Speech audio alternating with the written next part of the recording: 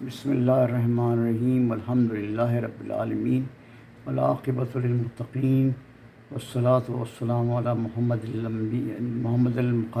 خاتم النبیین وسید المرسلین محمد صلی اللہ علیہ وسلم۔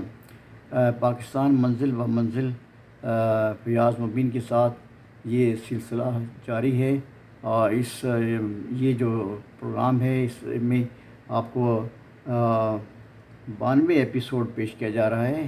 یہ 92 ایپیسوڈ یہ ان واقعات پر مشتمل ہے جو ستمبر 1954 میں پاکستان میں پیش آئے ہیں۔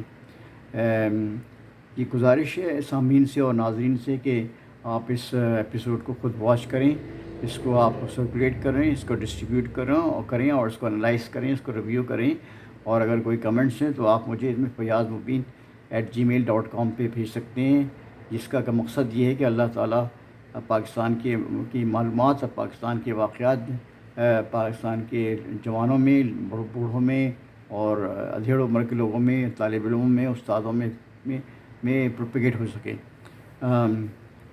ستمبر 1954 کا بہت مشہور واقعہ یہ ہے کہ 14 ستمبر 1954 کو پاکستان کے پہلے وزیر اعظم قائد ملت لیاقت علی خان کی اہلیہ بیگم رانا لیاقت علی خان کو ہالینڈ میں پاکستان کی سفیر کا عہدہ سنبھال لیا۔ یہ جو ہالینڈ ہے یہ انگریزی میں نیدرلینڈس کہلاتا ہے، اردو میں اسے ہالینڈ کہتے ہیں، لیکن اس کا جو سرکاری نام ہے وہ نیدرلینڈس ہے۔ بیگم لیاقت علی خان پاکستان کی پہلی خاتون تھی جنہیں سفارت کے عہدے پر فائز کیا گیا تھا۔ بیگم رانا لیاقت علی خان ایک طویل عرصے تک ہالینڈ میں پاکستان کی سفیر رہیں، اور اس سفارت کے دوران انہیں ڈین آف ڈپلومیٹک کور کا اعزاز بھی عطا ہوا۔ یہ جو اعزاز ہے یہ اس سفیر کو دیا جاتا ہے جو سب سے زیادہ مدت تک کسی ملک میں سفارت کے فرائض انجام دیتا ہے۔ 21 ستمبر 1954 کو مرکزی دارالحکومت کراچی سے گورنر جنرل غلام محمد کی غیر حاضری کا فائدہ اٹھاتے ہوئے پاکستان کی دستور ساز اسمبلی نے 15 منٹ کے اندر جناب ہاشم گزدر کا پیش کردہ ایک بل منظور کر لیا، جس کی روح سے اب وزراء اور وزرائے مملکت کی تقرری اور برطرفی کا اختیار گورنر جنرل کے بجائے وزیر اعظم کو حاصل ہوگا، اور گورنر جنرل وزیر اعظم کو برطرف نہیں کر سکیں گے۔ 7 ستمبر 1954 کو پاکستان سیٹو کا ممبر بنا۔ 7 ستمبر کو منیلا میں جنوب ایشیا کے 8 ملکوں نے ایک دفاعی معاہدے پر دستخط کیے جسے South East Asia Treaty Organisation کا نام دیا گیا ہے، جس کو ایبریویشن سیٹو کہتے ہیں۔ یہ معاہدہ بعد ازاں اپنے نام کے اختصار سے سیٹو کے نام سے معروف ہوا۔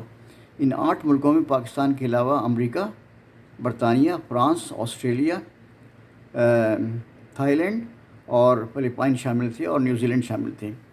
یہ سیٹوں میں ڈیفنس تھا اور اس میں ملٹری کوآپریشن شامل تھا اس کے اندر۔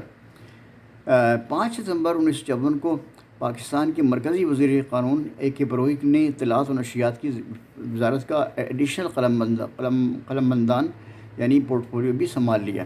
تو اس کا مطلب یہ ہوا کہ AK بروہی وزیر قانون کے ساتھ ساتھ وزیر اطلاعات و نشریات بھی بن گئی۔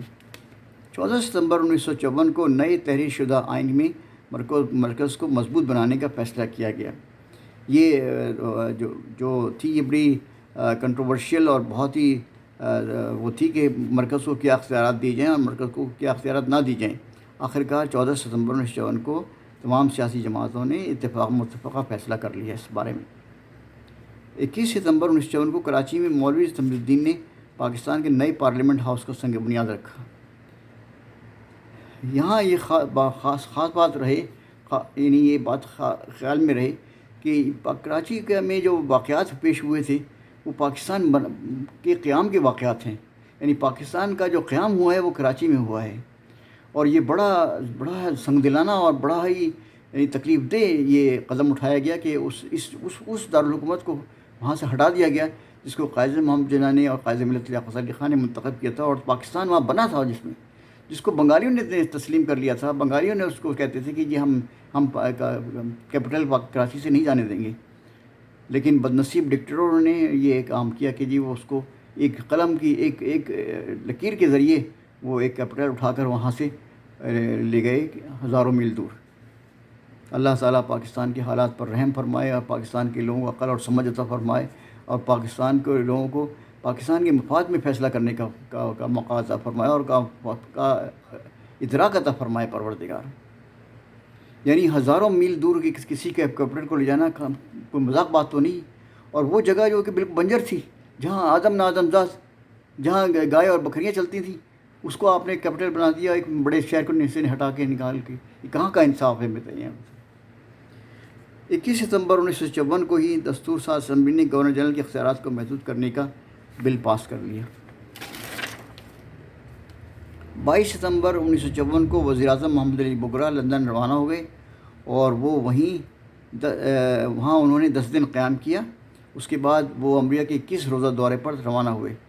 اتنے لمبے طویل عرصے کے لیے کسی وزیر اعظم کا یا کسی ہیڈ آف گورنمنٹ کا اپنے ملک سے غائب ہونا کوئی عقل مندانہ فیصلہ نہیں ہے، اور اس کی جو تھی اس کے ریپرکشن اور اس کی جو اس کے اثرات ہوئے وہ ظاہر ہوئے، اور اس میں پاکستان کی سیاست اور پاکستان کی مرکزی حکومت انسٹیبل ہو گئی۔ 24 ستمبر 1954 کو امریکی سفیر ہورس اے ہلڈرز کی صاحبزادی مس جوزیفائن ہلڈرز سے اسکندر مرزا کے صاحبزادے ہمایوں مرزا سے منگنی ہوئی۔ مصر اس وقت اسکندر مرزا مشرقی پاکستان کے گورنر تھے، اور ان کے صاحبزادے ہمایوں مرزا کراچی میں تھے، اور یہ منگنی کراچی میں ہوئی تھی۔ 26 ستمبر 1954 کو پاکستان کے وزیر مملکت برائے خوراک و زراعت غیاث الدین پٹھان نے اعلان کیا کہ پاکستان غیر ملکوں کو 40,000 پرسن برآمد کرے گا۔ یہ ایک بڑی خوشائند بات تھی، جس میں اس سے یہ بات ظاہر ہوئی کہ پاکستانی اکانومی مضبوط بنیادوں پہ ہے، اور پاکستان اس قابل ہے کہ وہ پرسن کو اپنے ملک میں استعمال کرنے کے بعد ساتھ ساتھ وہ باہر بھی ملکوں میں برآمد کر سکتا ہے۔ 28 ستمبر 1954 کو پاکستان میں صحافت کو ترقی دینے کے لیے پریس کمیشن کی تقرر کا اعلان ہوا۔ یہ صحافیوں کی بہت مطالبہ تھا بہت زمانے سے کہ پاکستان میں ایک پریس کمیشن ہو جائے جو کہ صحافیوں کے اور گورنمنٹ کے تعلقات کو ایک اسٹیبلائز کر سکے۔